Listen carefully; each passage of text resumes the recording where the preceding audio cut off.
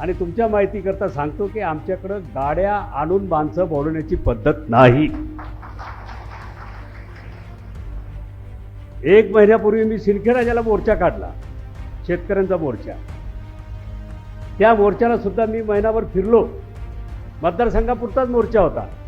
पंचायत समिती लेवलला मिटिंग घेतल्या. शेतकऱ्यांच्या मोठ्या मागण्या होत्या.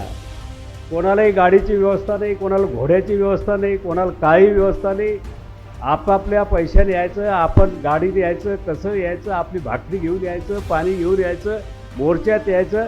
साहेब 12 ते 15 हजार लोक सिंदखेडराजाच्या मोर्चामध्ये, काही व्यवस्था नसताना.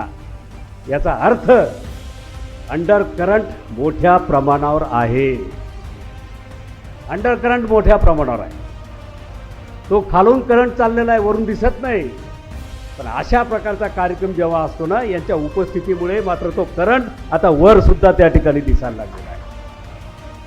कारण लोकांमध्ये अस्वस्थता आहे, लोकांमध्ये उदासीनता आहे. सरकारच्या बद्दल त्या ठिकाणी अपेक्षाभंग सरकारनं त्यांचा केलेला आहे.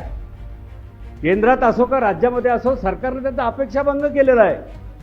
आणि आता या अपेक्षाभंगाच्या काळामध्ये या महाराष्ट्रामध्ये आपल्याला जर कोणी आपल्या अपेक्षा पूर्ण करू शकत असेल, शेतकऱ्यांना कोणी जर न्याय देऊ शकत असेल, तर ती आदरणीय पवार साहेबांची राष्ट्रवादी काँग्रेस पक्षच त्या ठिकाणी देऊ शकतो.